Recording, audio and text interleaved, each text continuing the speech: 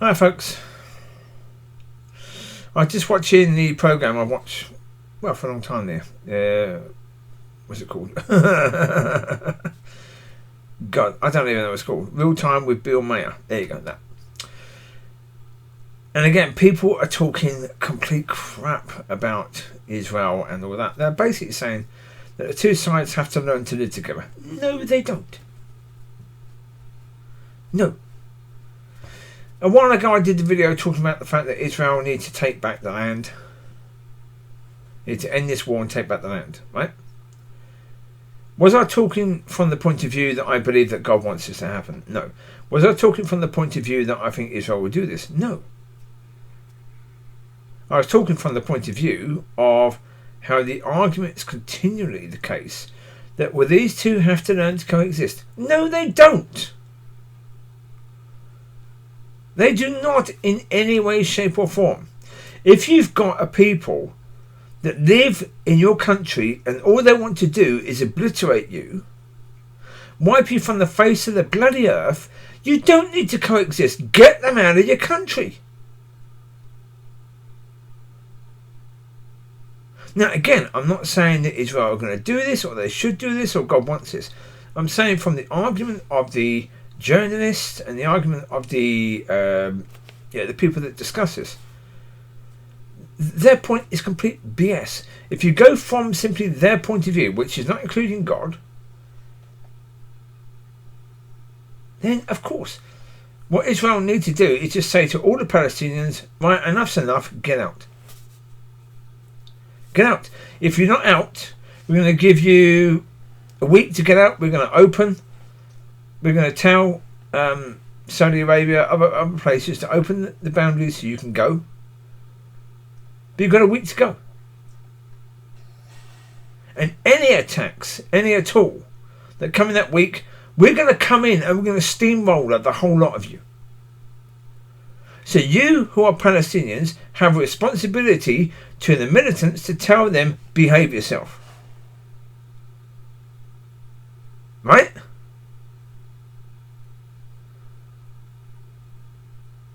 It's ridiculous. It's ridiculous. To say that the Jewish people should be living in fear and... well, one of the journalists on that basically said, okay, if the Arabs put down their weapons, there can be peace. If the Jewish people put down their weapons, there'd be no more Jews. But that is true. We know that is true. So if that is true, then okay. Israel have got to have, taking God out of the equation, Israel have got to have a blood and thunder attitude to anyone who attacks them. They have to. Because if they don't do that, they're dead. Right? Now, if they do that, they might be dead. But they might not be. You cannot have a situation of allowing people to continue living that close to you if all they want to do is attack you. You move or you get them to move. It really is as simple as that. So, yeah, it's nonsense to suggest that those two have got to learn to live together. They're not going to learn to live together. It's ridiculous. I say it is basically like having Ishmael and Isaac together at a dining table. Of course, Ishmael is going to be really pissed at the fact that he didn't get the wonderful life that Isaac got. And that's what they are. They're pissed at that. So, no, they're not going to. If Ishmael is sitting at a dining table with Isaac, and Ishmael is basically throwing food and throwing knives and throwing forks at Isaac, I'm pretty sure Isaac is going to say, leave. Who on earth would expect him to still sit at a dining table with someone who's going to be throwing crap at him all the time?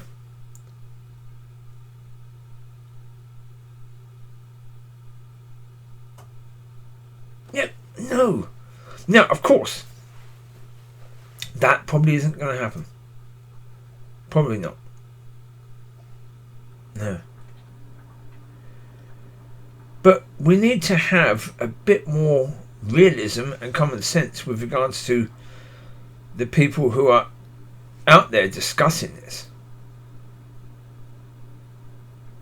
And understanding it ain't going to work. It hasn't worked, therefore it ain't going to work. Now, yeah. The problem is, of course, as I said previously, I think the one last night, if Hamas had attacked America, Germany, France, England, Hamas would not exist now. Those countries would have steamrolled through Gaza, killed anyone that was in the way. Well, especially Americans. Come on, America has no right to comment. America will carpet bomb, completely carpet bomb, and nuke Gaza if Hamas did that to them. Right? So back down and understand, well, hold it, the situation they've been in for all those years, you can understand if they overreact to that. But that is a certainty. So, yeah. It's stupid talk. It is absolutely stupid talk. And as I say, do I think that Israel are going to do that? No, I don't. Because I think, I don't think that that's a fight that they're ready for yet. No. And I think actually if they do that, that could be what causes all nations to war against Israel. I think it could be. Yeah. Well, because the problem is, if you say that to the Palestinians, you have to leave, you've got a week to leave, and any attacks, we're going to absolutely obliterate the whole lot of you. Even though the world will understand that you gave them fair warning, if they did attack and you went through the West Bank and you killed every single person there, which is what you said you would do, the world would be against you, even though you gave fair warning.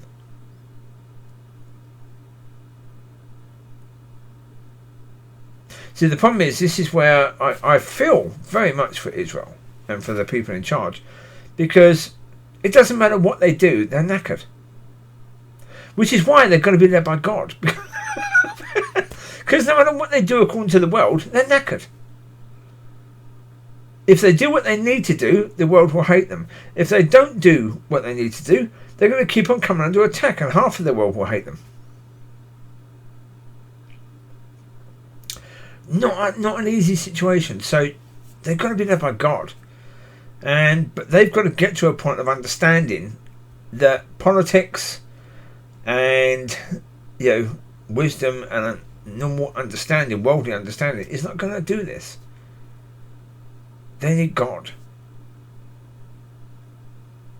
Somebody's got to actually go and speak to the leaders and say, don't forget, we still have God. At some point, someone's got to say, important phone call is God. You need to take this one. Because without God, they're on a hide into nothing, really, in Israel. They really are. Yeah, it's very difficult indeed.